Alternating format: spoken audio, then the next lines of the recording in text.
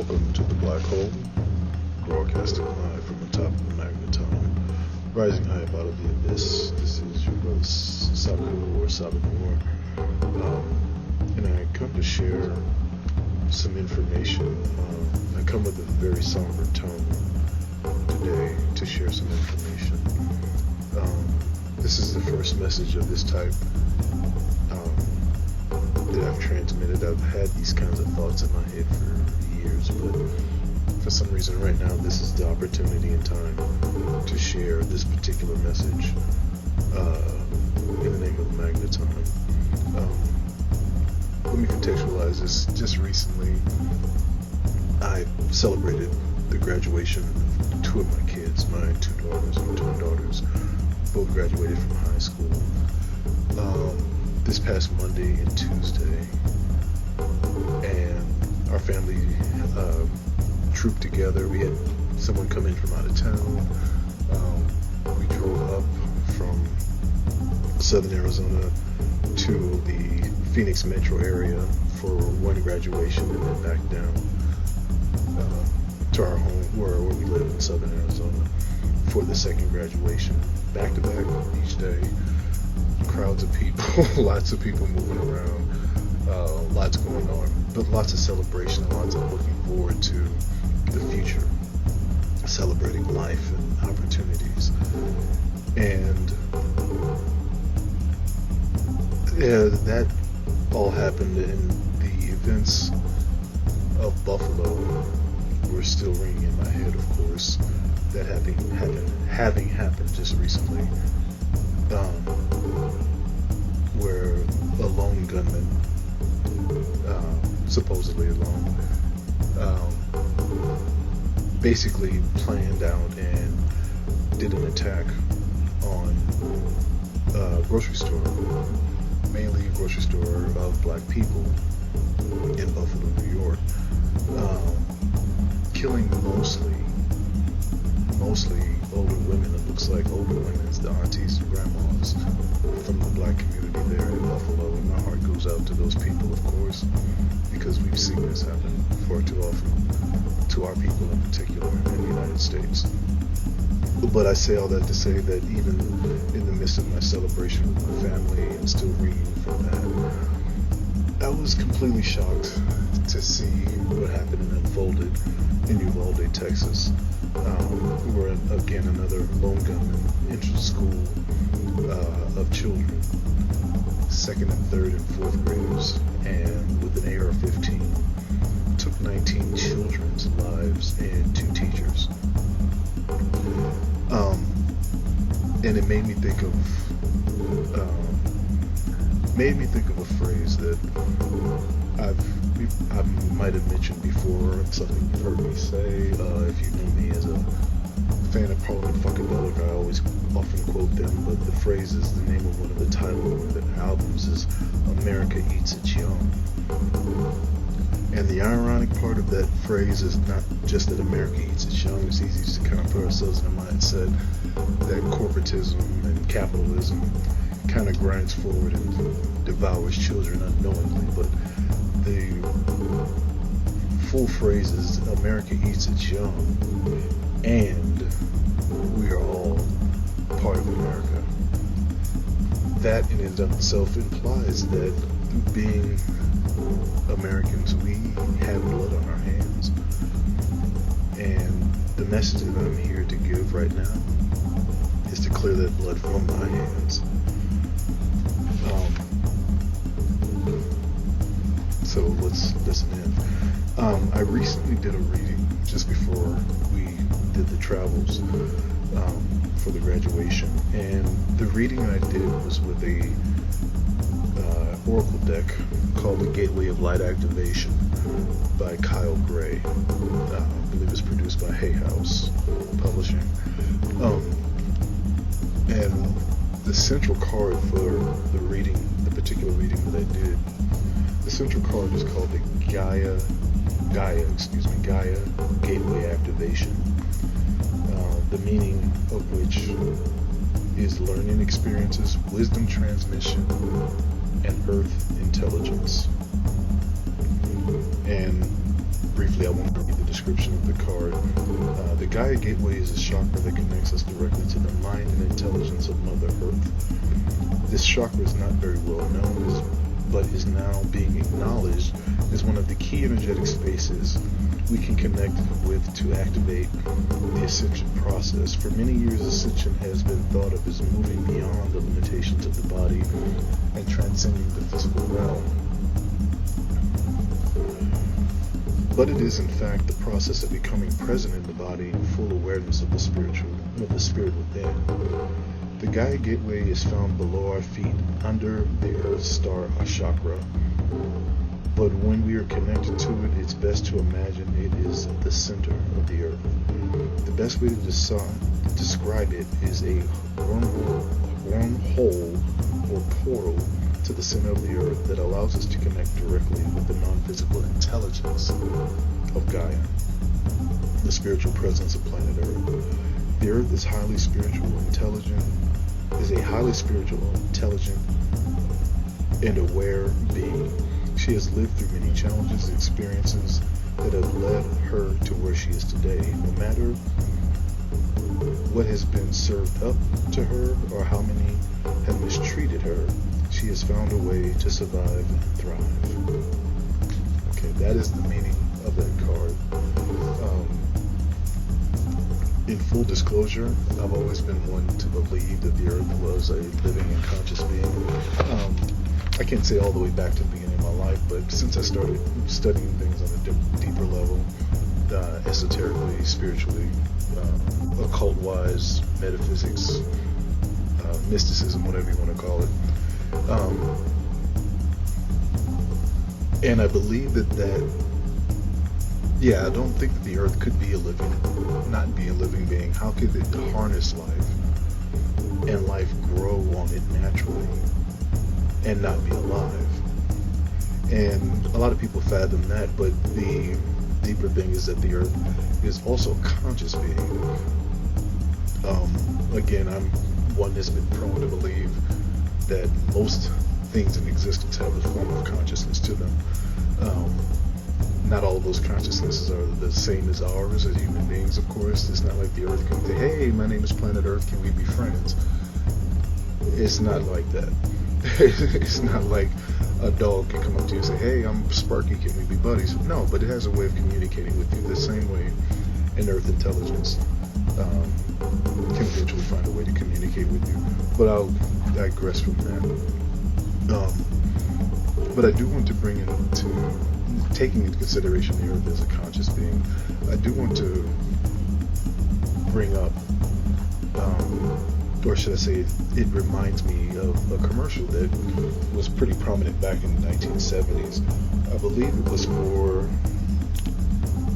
was it Parquet butter? I can't remember, but it was, margarine.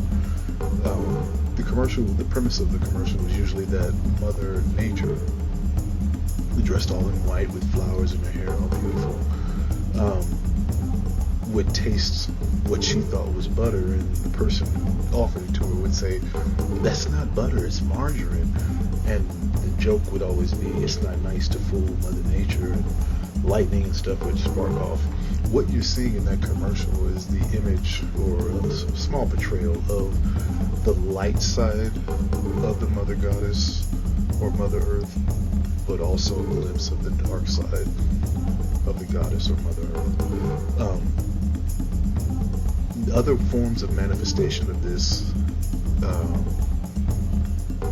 for an understanding of those, the darker, stronger images of the Goddess, you could look into understanding maybe Sekhmet from ancient Egyptian or Kemet philosophy, the Goddess Kali or Durga from Hindu traditions, or even most recently, you could even look at Wanda the Scarlet Witch from the WandaVision series, and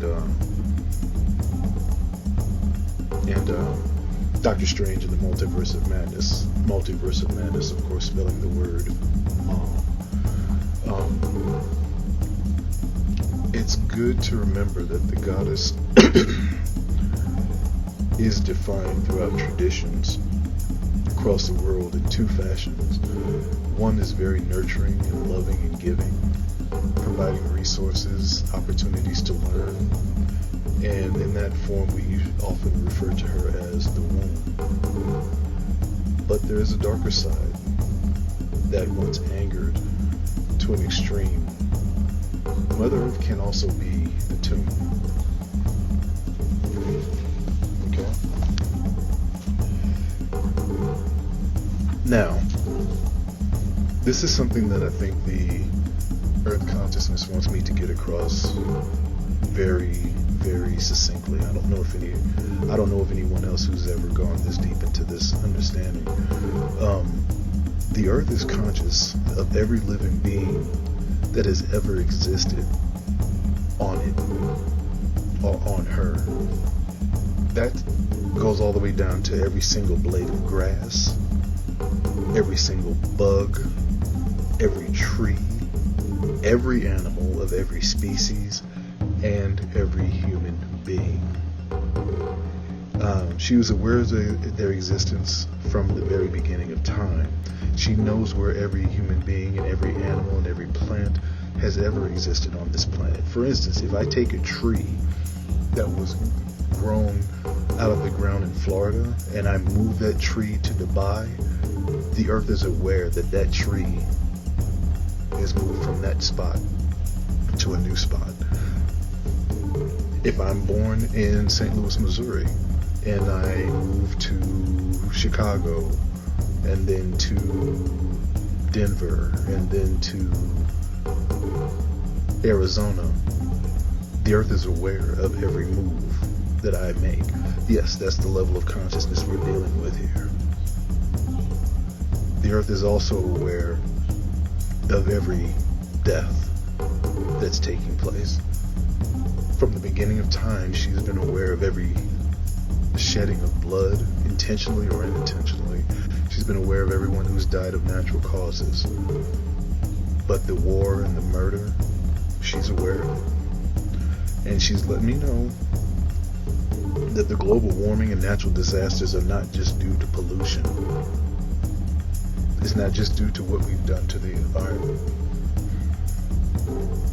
I would dare to say that the impression I'm getting is that the vast majority of what we call global warming and natural disasters is caused by war, oppression, and murder, especially of women and children.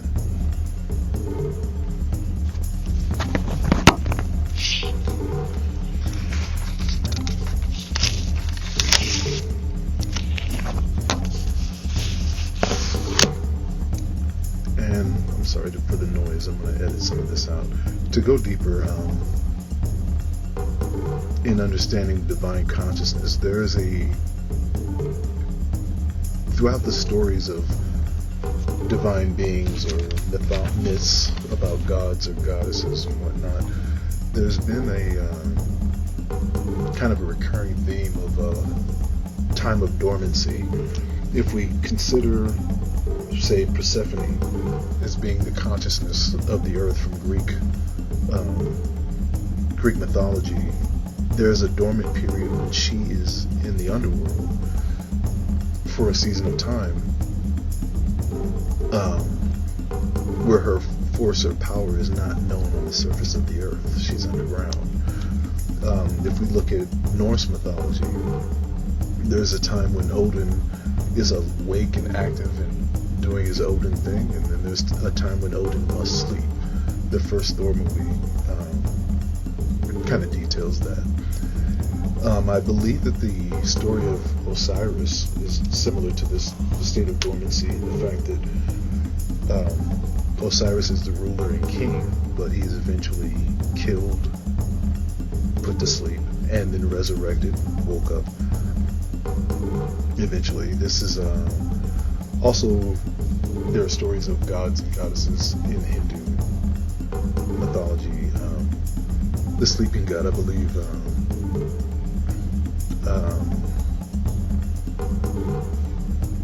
I forget. Let's skip past that, though. I say all that to say that the impression I'm getting is that the true extent of Earth consciousness has been dormant for some time, but has been stirring awake. It's kind of, I want to bring forth an analogy. It's kind of similar to, say you live in a house, a 2-story house, and mama is downstairs in her room asleep, tired from working, tired from feeding the kids, tired of taking the kids to this, that, and the other. You know, just tired. Mama's tired, so mama's downstairs tired.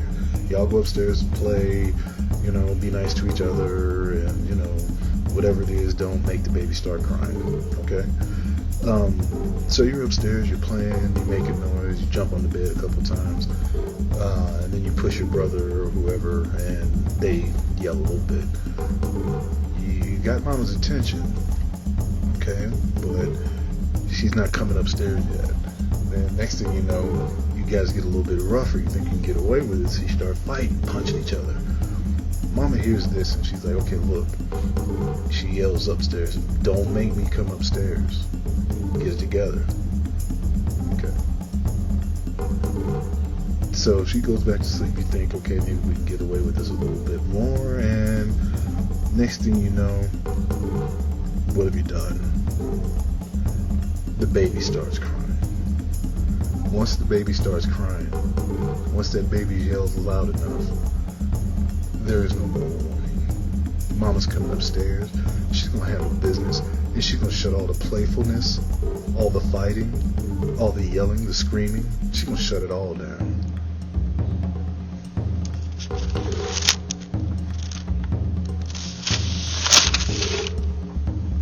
I say all that to say that the earth is very aware of the positive and negative potential of her children. She's seen the positive in places that have developed in, like Atlantis, Lemuria, ancient Kemet.